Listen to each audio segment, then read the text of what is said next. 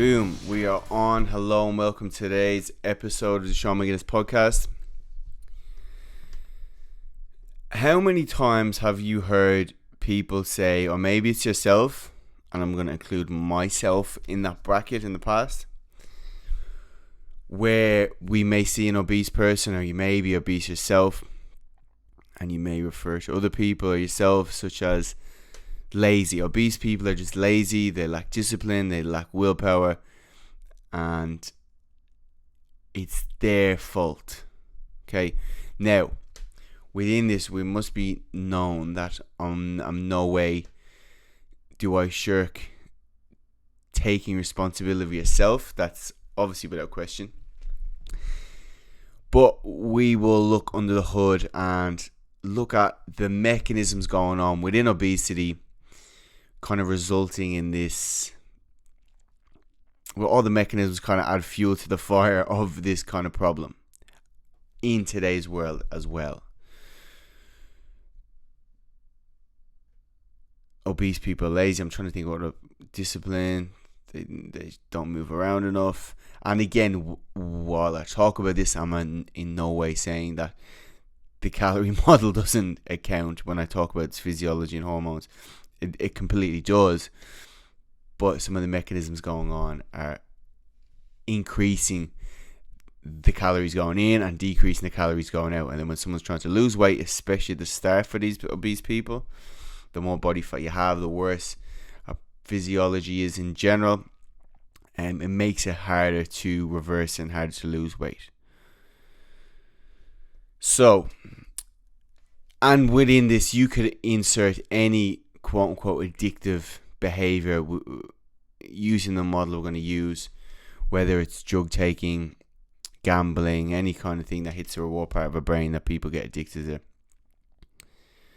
And we're going to look at that using the biopsychosocial model. Okay, so basically looking at the mix of biology, psychology, and societal when it comes to obesity. So psychologists approach obesity by considering people within the context they live in, their social influences and networks, culture and societal norms and context, as well as the physical environment, physiological factors, and that is referred to as that model. One I got off the internet, which I thought was good. People become overweight or obese as a result of a complex combination of biological and psychological factors combined with environmental and social influences. Obesity is not simply down to an individual's lack of willpower. Again, not shirking responsibility that there isn't occasions where we do need to elicit this. But as we'll talk about, the physiological stuff going on makes it really hard. Again, kind of like looking at alcoholism, drug taking, there's going to be certain people that may be more predisposed to it when all these stars aligned. And again, I'm going to say this over and over again, it's not to say the person is helpless, but when we understand what's going on, we can then reflect a plan to increase chance of success. And it's also to gain understanding of what complex things going on. So when some of these signals that may not be working properly, at least we can understand why they're not working properly, what to expect. Whether you're a coach or whether you are an obese person or whether you know someone with obesity, to give you a little bit more. Phil Learney calls a silent level of empathy, where you know what is happening, so you're empathetic towards that person, but you still obviously you're trying to get them to change. So you need a mix of both. What we normally see are very ignorant people within this who, crazy enough, are probably coaching people and they don't understand what's happening. Looking at all these models, and then they're saying, kind of shouting at their client, well, oh, you don't want it enough, you're not motivated, where again they lack this understanding. So and then the other extreme, it's that kind of health at every size, where you're accepting of people where they are. I'm definitely not accepting of obesity because it's unhealthy for the person, but yeah, we want a nice balance in the middle. So first we'll start off, we can look at the biological factors obesity, and is actually very, very interesting. A lot of this stuff is chicken and egg, where people fall into a vicious cycle within this. But we'll first look at highly processed food. Now, food's obviously made in a way where it's made by very smart people that wanted to hit the reward centers of our brain, so we overeat on it. Generally, if we look at whole foods, it's probably hard to overeat and become obese, from my understanding of this, eating whole foods only, because when we overeat, if someone overeats for a few days, generally, if everything's working properly, the mechanisms involved, leptin, ghrelin, all the signals going to your hypothalamus. If you overeat for a few days, generally you will then undereat for a few days. It all balances it out. So if someone overeats a bit, they gain body fat. There's a hormone called leptin. Leptin's involved in hunger, satiety. It's also involved, communicates with the hypothalamus, involved in keeping your body around a certain set point. So if you think of it like a air conditioner, it wants to stay around the same temperature. So if you overeat and there's leptin within each fat cell, so if you gain a little bit of body fat, your leptin goes up.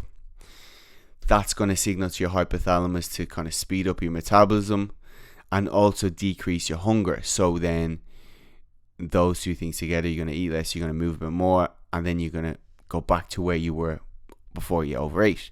That's how it's kind of supposed to work. However, when we add highly processed food into this mix, what happens is it hits the dopaminergic parts of our brain, the reward parts of our brain, among other things, but this is the main kind of senses that you need to know. That in itself, and there's a high rush of dopamine from these foods that mostly contain carbs and fats together. It's a really good mix, high calorie, tasty food that will override the appetite, hunger parts of our signal in our brain and stomach, and cause us to overeat because it's so delicious. Again, you're getting that quote unquote high from foods, and that's where these food companies make them in a way. It's getting more scientific as we go now. For example, the Dorito, just call it something called Dorito Effect, which I talked about before, where they make the Doritos in a way where I think they dissolve just before you swallow them, so they don't even register you've eaten them, hence you overeat. So among other things, they're making them in a way that are very highly rewarding, so we can overeat on them a lot. And that is one of the things that can bypass this normal functioning way our body maintains a certain weight.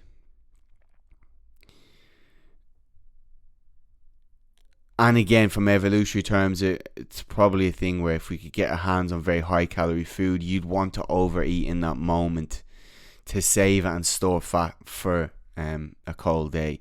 That's anyway what Dr. Stefan Avgina, he kind of talks about that, where it's an evolutionary mechanism.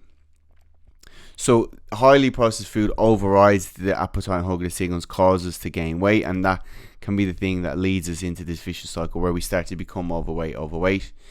And then when we do, and again, in combination with the environmental factors where we're not moving enough, but we'll talk about that as well. It's obviously both working together to make it worse. So we talked briefly about leptin. When someone starts to become very overweight and obese through eating these highly processed foods and not moving enough, then after a while, an overweight person may become what's called leptin resistant. So if someone starts to gain body fat in a normal functioning way, as we said, leptin goes up. High leptin signals to the brain, let's move more, let's kind of speed up our body's ability to burn calories, and let's decrease our hunger and appetite.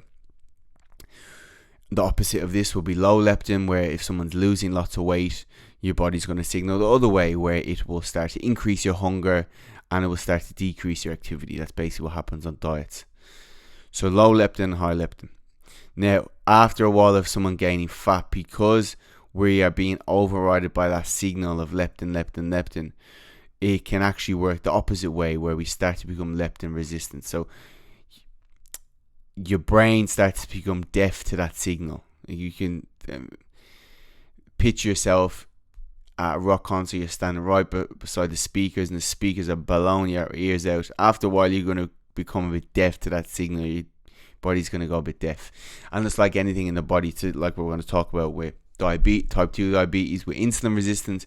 When you're constantly hitting that signal over time, among other mechanisms, you go a bit deaf to that signal, and it works the opposite way. So when someone becomes overweight, they reach a point where they're leptin resistant, and leptin resistance in an overweight person can result in them not hearing the signal in the brain to stop eating and move more. And it can actually work the opposite way, where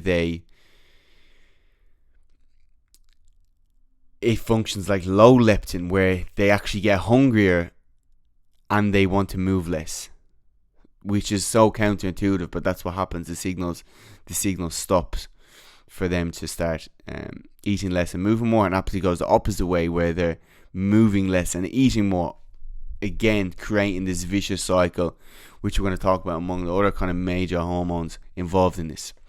So if you see someone obese, you have to think, okay, well, it's not that they're getting the signals to stop eating or be full. They're not. That's the problem. They're at the stage where their physiology is all over the place, and that they don't know they're full. Hence, they can just keep eating and then start not moving. Okay? Yes, I can hear the little light bulbs in your brain going off, and they go, oh, okay, wow. Another of the major hormones, like I just mentioned, will be insulin, again involved in what you probably know as type 2 diabetes. So if someone again starts to become overweight through eating highly processed foods and not eating and not moving enough, the same way insulin's involved in bringing glucose into your cells to store it, or your liver or your muscle, or to be used for energy. But after a while, when we're overloading this system, the cells start to dampen down, and that signal starts to dampen. Hence, someone may be if they're overweight, they may be pre-diabetic all the way up to type 2 diabetic, where they're insulin resistant, where they can't get energy into the cells to be stored for or burned for energy. The repercussions of this, firstly, is they can't get glucose into the cells properly, which is involved in energy production, first of all. So they're not making energy properly. Thus, they're living on a cycle of trying to get short-term energy, highly sugar, highly processed foods, caffeinated drinks, and then they'll probably go. One of my clients actually telling me about a guy he worked with in the same boat. Actually, I'll finish the story after. I'll tell you the rest of this. So they're not making energy properly, which means they're not going to have energy to move around, in combination with the other stuff. As well as this, one of insulin's jobs, when it gets the glucose into the cell, it kind of signals that, okay, we're full. It's another mechanism where it's going to tell you to stop eating as well. Because the insulin isn't getting into the cell properly, then those signals again all correlate, going up into your brain, telling you full to stop eating, and not getting in properly. You're not getting the signal in your brain, hence you don't know when you're full. And one of the symptoms of type 2 diabetes or pre-diabetes is your lack of hunger signals. You don't know, you're eating, you've ate your whole meal, but you're not feeling the signal that you're full to stop eating. All the stuff isn't working properly. Hence why you may look at someone obese and go, Jesus Christ, that person can eat a lot. Well, then again, this is why. And what I was saying, one of my clients was telling me about a guy at work.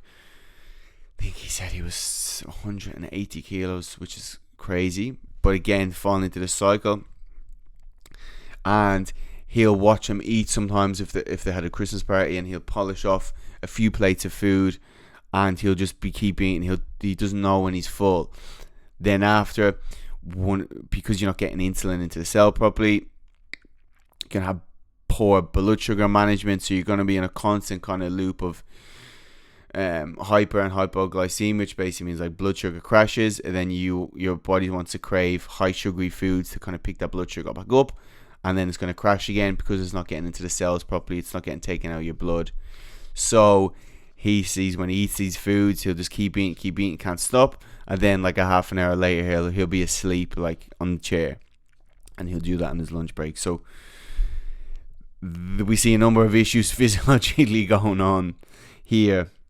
Among other things, processed foods and highly palatable foods, it's been said they can cause like inflammation, which again results in the hypothalamus not working properly because you're not eating a lot of food. Dr. Stefan Guillenet, whole foods, Dr. Stefan Guillenet talks about you're not getting fiber to kind of feed your microbiome, which is all the stuff in your gut, and thus that's creating like a bad gut environment, which then feeds back into all the hunger and satiety signals. It then creates more inflammation. It's kind of like a vicious cycle of all these inflammatory stuff, and all the hunger signals are working, and it's kind of, it's a big shitstorm, if you excuse the French. And then we can look at other factors, can feed into the environmental factors, whereas if we might take this person again, they may have a very stressful job, and the high stress causes them to be even more insulin resistant, which feeds back into all the other factors we talked about.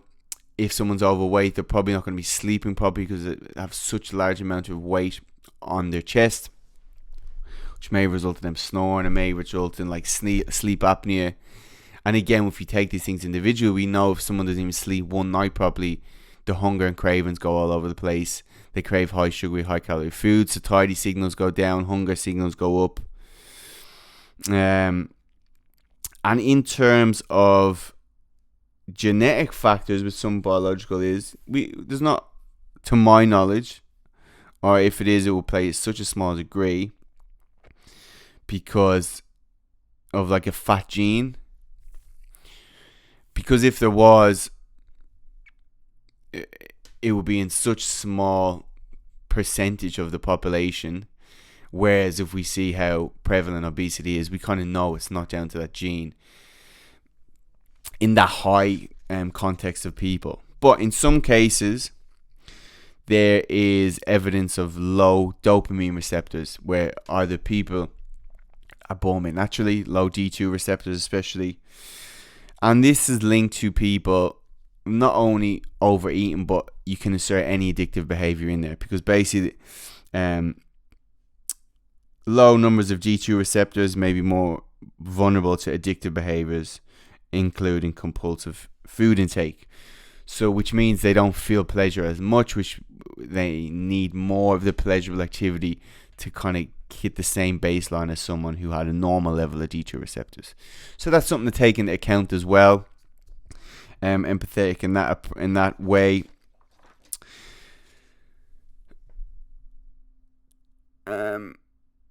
Speaking of dopamine receptors, again, not to overload too much, but we'll go 2 or 3 more things on the biological stuff.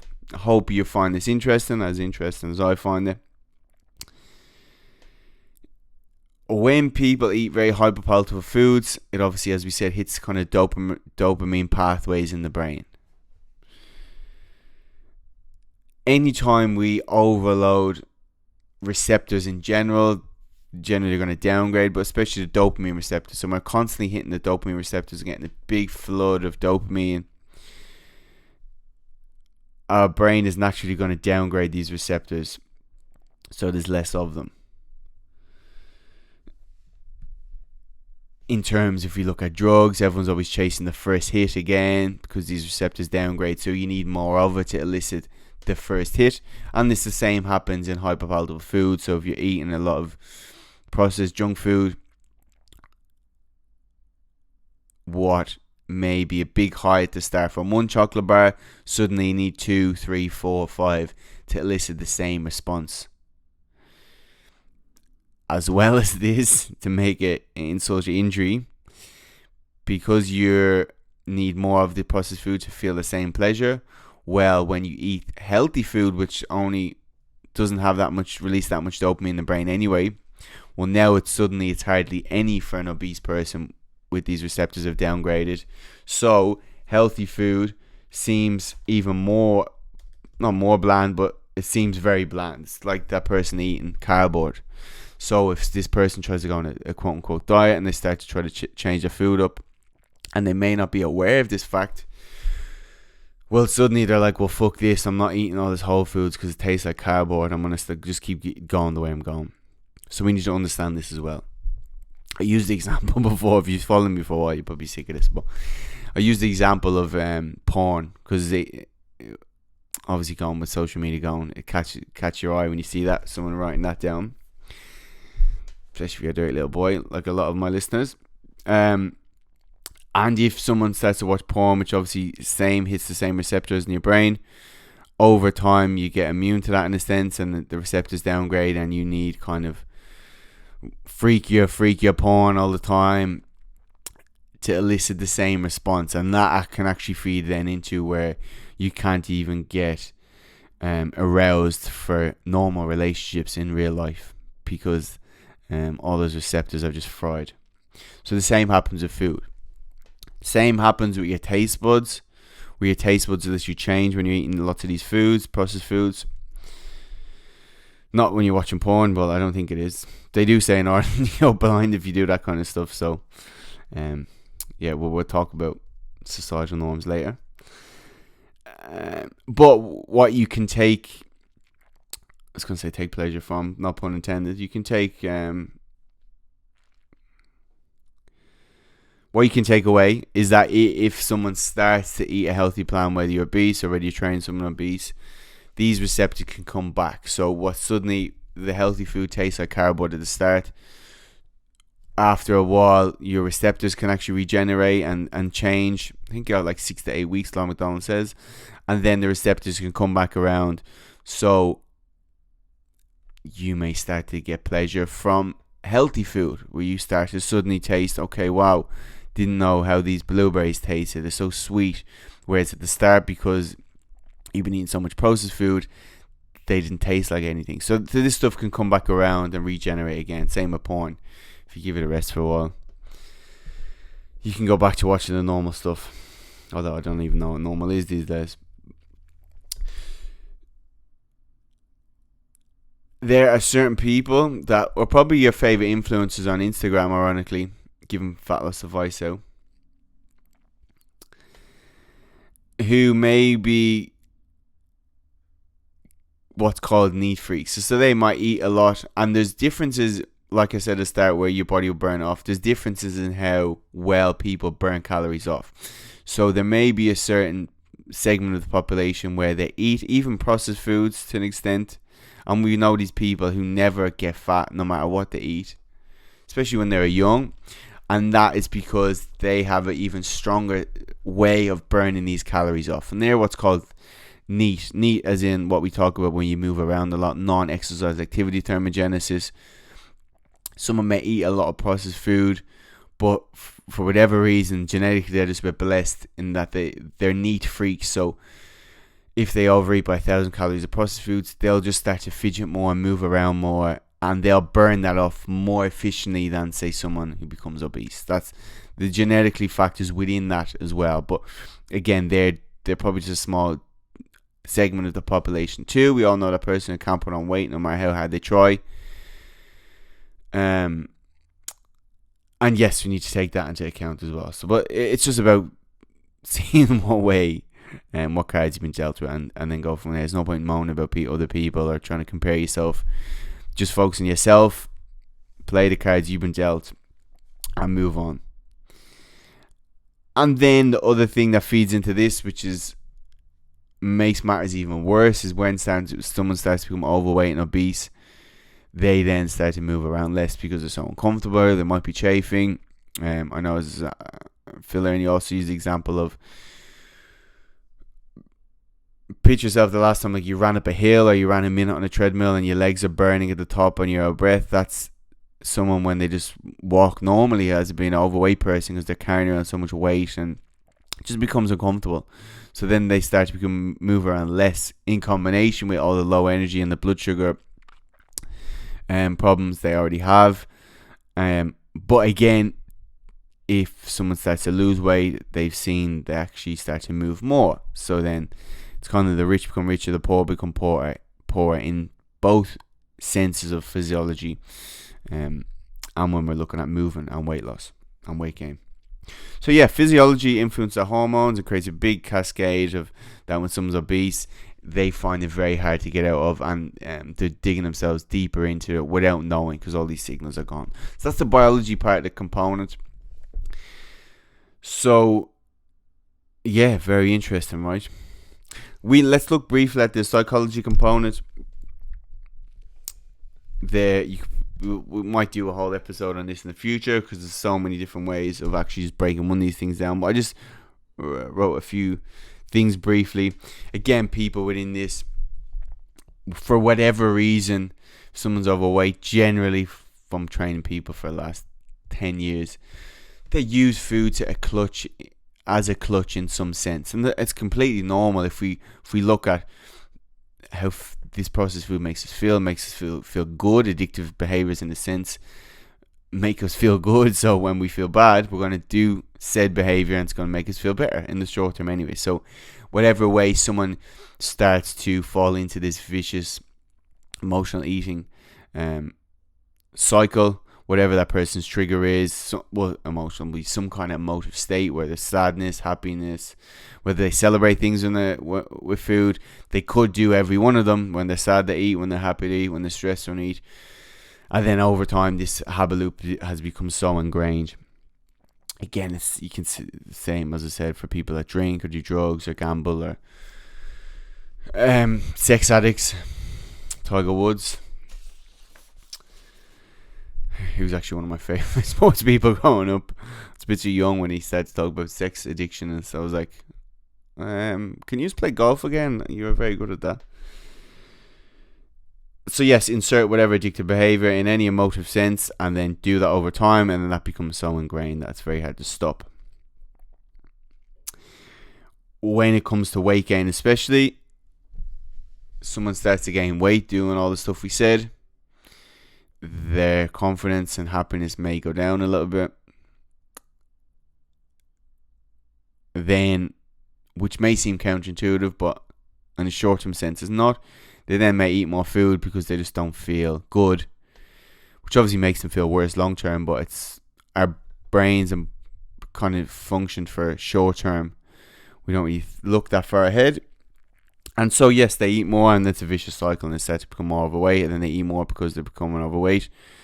And in combination of all the physiological things going on, it's a bit of a shitstorm as well. We can then look at like stigmas growing up. So in relation to how someone eats, which makes the relationship has made the relationship with food worse. Like we talked about with Tara, where she was saying she developed a bad food relationship because she would eat processed food, and again, in quote unquote moderation, is absolutely fine when we're looking at health and overall body composition. But when she was eating it, I think one of my parents used to say, like, should you be eating that, and gave her a stigma, so then she'd go and eat in private. I can't tell you how many people, especially coming from the background, they came from like a poorer background, Ireland especially, where you would have to finish everything on your plate before you could leave. So what we're doing here is we're creating a disconnect between those hunger signals anyway, and creating a bad relationship with food where you don't listen to these hunger and fullness signals. Again, reward around food, eat veggies, then you get ice cream, or when you win this, we'll go to McDonald's, or when you do good in this test, we'll reward you with food. Creating that reward with food, so we can then, anytime you feel good, you're going to start to crave this processed food. So it's all these stigmas and ways of seeing the world that are created when we're young that may be very hard to break when we're older, and feed into this. Again, all this stuff needs to understand when we're trying to create nutrition plans for someone to lose weight. We need to look at the psychology, because that may be the limiting factor. It could be the environment. Again, this feeds back into the social one, but it could be the environment which they grew up in, where their parents or whatever didn't cook. They used a lot of fast food, processed foods. So yeah, they didn't develop the skills to cook their own food, and that's all they knew. That was their norm. Again, if you are a parent listening, it's why you need to be fucking careful and sort your own shit out, because your kids are going to copy everything you do. No matter how many times you tell them to do one way, they want to do what you do. And again, from a psychological point of view, which feeds back into the first point, abuse. They've correlated a lot of people who suffer some kind of childhood abuse become overweight, again using food as that clutch, as their form of happiness. And it could even be like bullying, whatever way, whatever, some kind of abuse growing up, whether it be physical or mental. And then yes, you're using food for those. If you have especially not got to the root of that problem or talked about, and you buried it away, well, anytime it comes back out, you're going to use food in that sense. And the last thing, what we're going to look at, we'll look at social. Okay, there's a few points on this, and that is your environment. We live in an obesogenic environment where becoming obese is very easy. Accessibility to high calorie food, which is cheap, accessible, it's everywhere, and it kind of hijacks our brain in a sense, because we were evolved in a time where food was scarce, so it rewards us for eating high calorie food. But the problem is now it's everywhere and it's so easily accessible that we're constantly getting these whole parts of our brain are not serving us well in today's world, where they have allowed us to evolve for millions of years.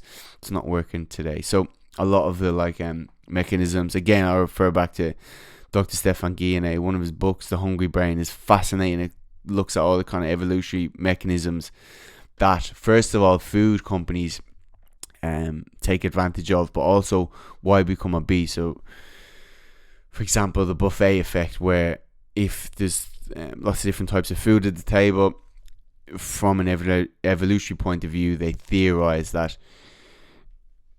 we want heaps of different variety, because that's going to allow us to cover all the bases when it comes to minerals, vitamins, etc. So food variety is brilliant. That's what we want.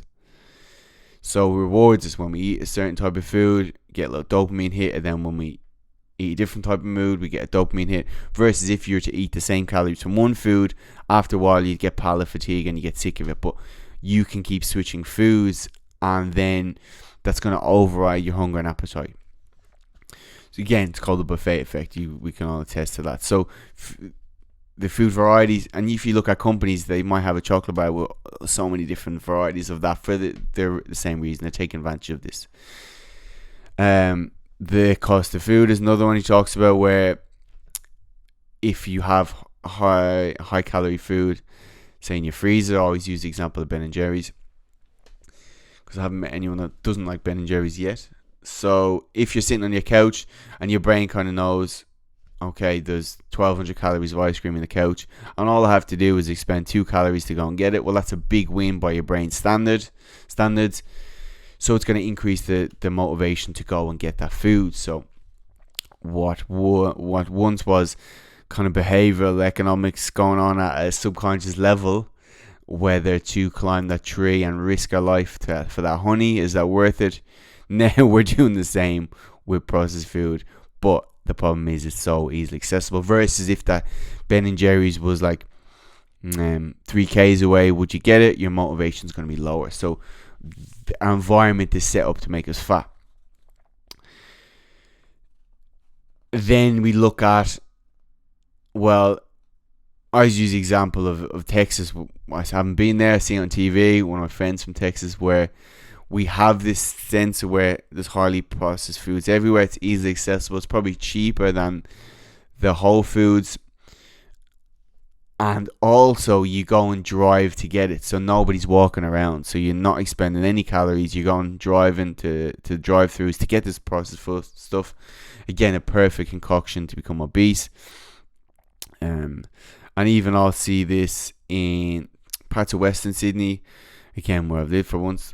I used to live, so I'm not saying that I'm bad about it, but it's just a fact where you don't see that many people walking around, because the environment's not really set up for it. Everyone drives everywhere, and we can look at maybe lower socioeconomic areas and the foods that they have. So it's a bit more processed, a bit more fast food, versus if I go over to Bondi over here, higher socioeconomic area, and different kinds of foods, bit healthier versions of food. So that ties in with that socioeconomic as well. Not to make this sound too look much like a fucking lecture, but it's just to allow you to see.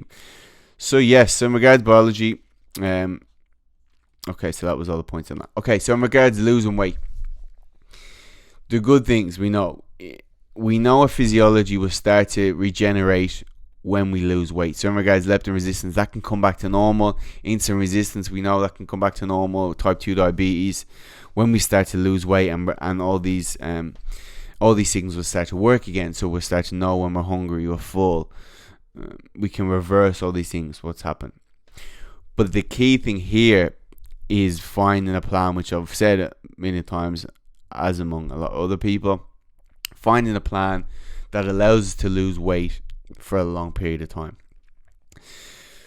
We can get an obese person, they lose weight short term. Yes, that's going to be good for the health, no doubt. But then if it's an unsustainable plan, they're going to pile their weight on, and then probably more, and then go back into a hole. And then if we look at like the psychology of that, motivation wise, going to be down the drain for them to try to lose weight, and the self-efficacy, all the stuff we mentioned before. It does mean at the start it's very challenging because all these signals are off. So we need to be aware that your hunger, your fullness signals are going to be off. We may need to look at ways of kind of eating more regular, protein, veg, again, all these kind of stuff that keeps us satiated in some extent. But yeah, it's about education regards these signals are off. You're probably going to feel hungry even though you've eaten your meal. Just stick with it. You're not actually hungry. So I think that is very helpful. In regards to psychology, it means looking at obviously your habits and behaviors that tie into creating a successful plan. And it also may be utilizing therapy for issues such as abuse, which may be a clinical factor stopping you from losing weight, or at least in conjunction with the physiological factors. Again, for childhood stigmas you might have picked up, again, therapy is perfect for them. In a clinical setting, or even therapies such as CBT, which most psychologists will do. Cognitive behavior therapy, again, which challenges kind of the way you see the world. So you might we develop our core beliefs when we're young, and then cognitive bias confirms in later in life. So if you have this thing where you think you must finish everything on your plate, you can start to challenge that and say, well, or whatever way you want to challenge it. That's the basis of these things. And lastly, your environment. Very important, because that again ties into creating a successful plan. The basis of what we're trying to do with fat loss is create an environment where eating healthy is convenient. We're trying to do the opposite of when obese environment is convenient. We're trying to make healthy eating convenient. So that involves you looking at your environment where you spend the most time, whether it's work or at home, and making sure there's food accessibility to the food you're trying to eat is high, and food accessibility to the ones you're trying to eat less of is low. So take that fucking shit food out, make that the stuff you eat in moderation. Don't have that in your house, and fill your environment with the foods you're trying to eat. Make the good habits easy to do and the hard habits hard to do. Bad habits hard to do. Make your environment inconvenient to be unhealthy. But yeah, make your environment convenient to be healthy. That's the main point. If you're trying to exercise, make sure your exercise gear is in the environment ready to go. The food's there, your water's there. How can you do it as easy as possible so you don't have to elicit any willpower or minimal willpower to be able to do it, that your environment is guiding you towards your goal. Environment, we didn't even touch on kind of the topic of who we hang around. Your partner, we know if someone's partner gains weight, they're like 50% likely to gain weight as well. So those are the other things to take into account, which may need having some hard talks. Back in your bags. Yes, and do the hard talk first to your friends and the people that directly influence what you eat and drink and the activity you do. So there you go, just a little brief overview of all those things, which in itself will be hours of lectures on one of those points.